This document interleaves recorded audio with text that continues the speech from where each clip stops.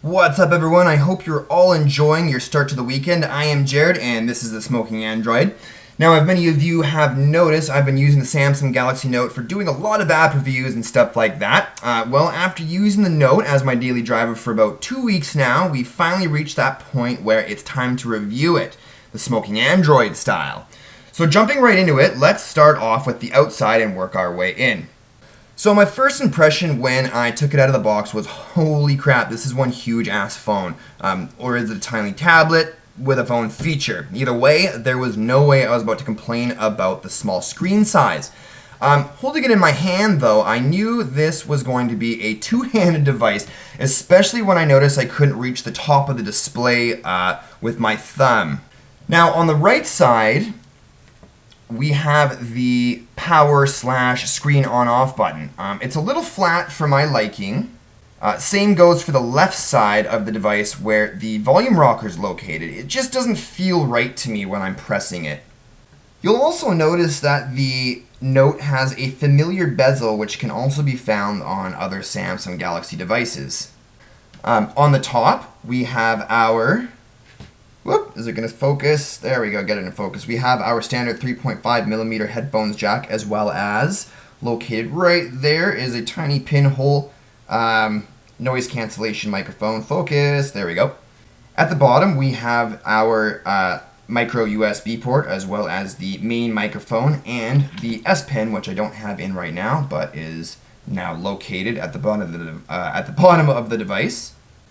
The front of the device obviously has the massive 5.3-inch WXGA Super AMOLED HD display protected by everyone's favorite Gorilla Glass. The light and proximity sensors are located in the top right corner, as well as the 2-megapixel front-facing camera. And unlike its international counterpart, which has the physical home button, we have the 4 touch capacitive buttons instead. Moving around to the back, you'll notice the Galaxy Note brand logo on the textured but slippery feeling back cover. Also, if you look really close, you can see the color actually has a bit of a blue sparkly look to it. An 8-megapixel camera with flash, capable of recording in full 1080p HD, as expected. The speaker at the back. So prying off the backing, you'll notice the backing cover is slightly, well, not slightly, but is literally paper thin. And also you can see these contact points. I think this is for the antenna, but I could be wrong. And like always, we have our SIM card slot and our micro SD card slot. Something to keep in mind that the Note doesn't come with an external SD card, but does have 16 gigs of internal storage. And of course the battery is rated at a massive 2500 milliamps, providing you with tons of LTE and 5.3-inch Super AMOLED HD movie viewing and gaming hours. Now to put the back cover back on, as you can so that you can see how many clips there are. I mean, really like 1, 2, 3, 4. They're really about, you know, an inch or so spaced apart. So I just wanted you to see how to put this back on and how difficult it is to put it back on.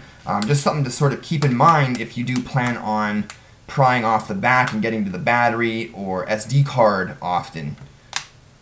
Kind of have to, oh, another little seal broken though.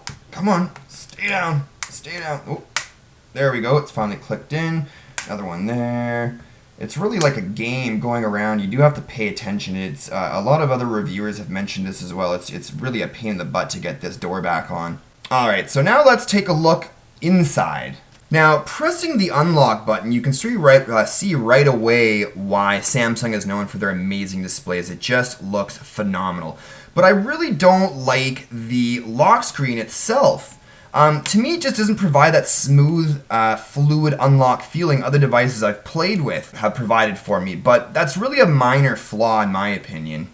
So 7 home screens are preloaded with various apps and widgets, and long pressing on the screen will bring you to the home customization options. You can swipe between home screens to choose where you want to place your widgets and apps of your choice, and tapping on the widget menu lists all of the available widgets, and they're lined up at the bottom for you to scroll through, which I found to be a bit mundane, especially if you have a lot of them to look through to find the one that you want. Tapping on the folders option brings a nice selection of all the different types of predefined folders you can choose from. The notification tray features all the toggles that we would expect with Samsung's TouchWiz launcher. And moving into the app drawer, which is customizable by pressing the menu button, you'll find a bunch of proprietary apps from Samsung. The first one I'll talk about is AllShare, which is right there. That allows you to connect to other DLNA devices and share your media. Crayon Physics is a game that uses the S Pen. I actually found it really difficult to play, so I put it away before I threw it out the window. I haven't looked too much into GPS Navigator because it seemed to me like it was some sort of a web-based navigation app. I don't know if it's native to Samsung or Bell Mobility, which is the carrier that this runs on. So I didn't bother looking into it too much further, considering we do have access to Google Maps and Google Navigation. Kies Air, if I'm pronouncing that properly, Kies Air, anyways, is basically a device-to-device Wi-Fi file transfer app. Mini Diary is literally just a mini diary. Photo Editor is a really nice photo editing app that I recommend you guys check out if you do get a chance to get your hands on this device. Polaris Office is for reading and editing spreadsheets, PowerPoint presentations, and all that good businessy type stuff. S-Choice is an app that connects you to Samsung's list of S Pen optimized apps. S-Memo is a Samsung Galaxy Note optimized memo pad for your S Pen. And of course, Samsung Apps takes you to Samsung's list of proprietary apps. Social Hub just connects all of your social network sites and streams into one place. And Voice Recorder is, of course, well, it's a voice recorder. And last, we have Samsung's proprietary voice recognition application, VoiceTalk. Now, going back to the home screen, the S Planner, which is right there, which can only be found in the dock for some reason and not in the app drawer, is a really nice daily planner. It's easy to use and has a really, really nice, elegant look to it. Now let's take a look at the dialer really quickly. As you can see, Samsung's done a fantastic job at fitting the dialer to the massive display. It has some really nice big buttons for those of you that are all thumbs out there, with an option to type out the contact and then launch the SMS function by pressing the middle, the button that was in the middle there. Now, my initial impression of the browser was not that positive, but after a while it actually started to smoothen out. The pixel density and the super AMOLED HD display really helps the text visuals, and the dual-core Snapdragon CPU helps with the panning and scrolling fluidity. So we'll just kind of zoom in as much as we can there, and we'll scroll down, and you know, look at that. I mean, that's really, really crisp, guys. Alright, so now I just want to very briefly talk about the S Pen, because I don't think that you should base your purchase decision, if I could get this thing out of there, holy smokes. I don't think you should base your purchase decision just on the S Pen alone. I'm not personally a fan of using a pen with my devices, but I don't think this device was really designed specifically for the average consumer. It has a very business person feeling to it, if that makes any sense. But some of the cool things us non-business people might find useful would be how you can use the S Pen to take screenshots by pressing the little button here on the side of the pen and just pressing and holding. And as soon as you take the screenshot, a new screen will pop up with a screenshot in it, and you actually have a couple of options. So for instance, if you just wanted to make some drawings, stuff like that, you've got all these other options. You can select that and your different, paintbrush and pencil and pen and all this other jazz, change the colors and stuff. And you'll be able to write on the screen and do whatever you want. And then of course you'd be able to share via whatever you want. I'm sure you'll be able to, let's take a look here. Oh good, it's processing. Let's take its sweet time. There you go. So, I mean, as you can see, there's a wide variety of applications you can use to share these screenshots with. Now, another really cool thing I thought that you could do with the S Pen was you can actually use it to, send, type out your text messages. So, for instance, you have to get into the proprietary Samsung keyboard for that one. Press there, and as you can see at the bottom here, it's got the little T symbol, and just click on that. And of course, now you've got your sort of memo or writing pad area down here. But one thing I did want to tell you is that Both keyboards on this device, the Swype and the Samsung keyboard, I'm sorry, Samsung, you make a great product, but you make some really crappy keyboards. You know, I found that a lot of the words that I try to input weren't in the dictionary, so words like good. Let's even see if that works here. Okay, so that one's in there.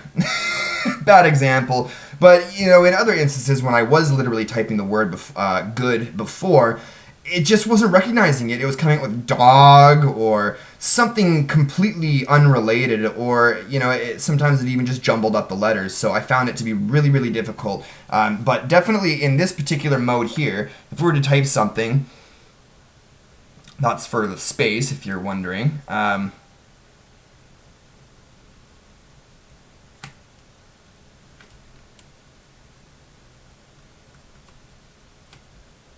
Okay, so you know you get the picture. Now, also, if I was to show you the Swype style, I'm gonna go ahead and back this stuff up here. See if I can type the quick brown fox jumps over the lazy dog.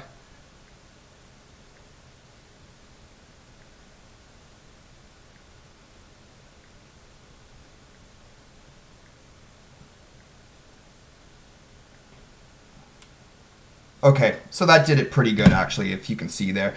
Earlier tests, I don't know why it's working. Of course, Murphy's Law, it's working flawlessly right now. But earlier tests, and I've been using this for about 2 weeks now, and man, it does not work for me. It doesn't work for me at all. Also, one thing that I picked up on right away was while I was typing, if I start typing really, really quickly, which is actually the average speed for most users these days. I mean, we've all learned how to use our on-screen keyboards really quickly, and I found, as well as other tech reviewers with the Galaxy Note, that when typing out really quickly a message, the period, the keyboard starts implementing a period in between words, which is a really big pain in the ass because you constantly have to go back and delete those periods.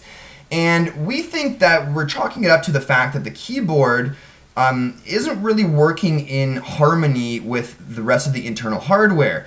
So what we think is happening is that as we're typing the word so quickly, the keyboard isn't registering that we're not done typing a word yet, and it automatically includes a period for us, which is a real big pain in the ass. But I'm sure this can all be remedied, which I haven't tried yet because I'm trying to go over the stock Galaxy Note experience here. But you know, I'm sure it could be remedied with a third-party keyboard on the Google Play Store. Now, other than those issues, the camera app, on the other hand, really impressed me. First of all, as soon as you launch the camera for the first time, you're really going to be impressed with the clarity. I mean, it just looks so clear and sharp. It kind of makes you feel like you're about to take a good and awesome quality picture. Now, taking a picture, the shutter speed is a little slow for my taste, so I'll just put old Homer there for us to try and take a picture of, if I can get him centered for the love of. Here we go, and I'll just kind of do this. There we go. Yeah, that works good. Alright, so as you can see, I'm just going to take a quick picture here. And then now it goes through. Take a picture. See, I'm still pressing it. There we go. A little bit quicker this time. Alright, so like I said, the shutter speed is a little slow for my taste, but it's really nothing to be too concerned about. The settings menu, however, is packed with features, so we'll just jump in there real quickly for you guys to check out, and if it'll go back into landscape, there we go. So like I said, I mean, there's a ton of settings in here. I'm never going to use any of them, but the camera app is of such high quality that for me, it would probably replace, if I had one, the you know, small pocket digicam that most people carry around. But that is the camera app. Okay, so now let's look at some of the phone's settings options. And we'll start out with wireless and network. Just keep in mind that I'm really not familiar with TouchWiz, so if I do happen to mention something that comes standard with TouchWiz and all Samsung devices, well, you're just gonna have to cut me some slack, okay? Alright, so now in networks, we have our Wi-Fi direct settings. So you have your Kiss via Wi-Fi settings right there. We saw that earlier in the app drawer. Your Bluetooth settings, USB utilities, which is for connecting your device to your PC. I'm not too sure why it's in the wireless and network section, but whatever. Samsung also provides us with our tethering and portable hotspot options, as well as our near-field communication settings. Moving over to call settings, I see some options that I haven't seen in other devices, such as the option to enable and disable the proximity sensor. If you tap on additional settings, you'll notice some other settings, such as noise suppression.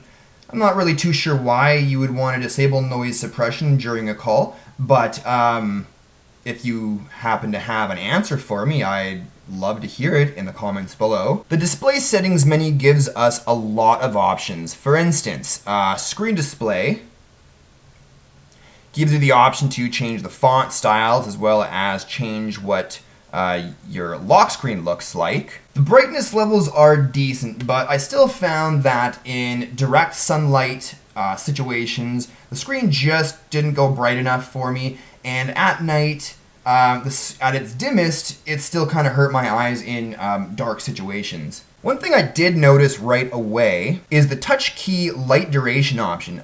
By default, it's set to 6 seconds, which I felt was way too short, so I bumped it all the way up to always on, and just so you can see the different options you have in there. Also, you can see there's a power saving feature that adjusts the LCD brightness by analyzing the image that's on the screen at the time. The power saving feature is really new to me, and here you can turn on the device's power saving option, which does things like turn off Wi-Fi, Bluetooth, data sync, and lowers the screen brightness. You can also choose the custom power saving option to select which features you want to kept on and which ones you are okay with being turned off. Motion is a really nice settings feature.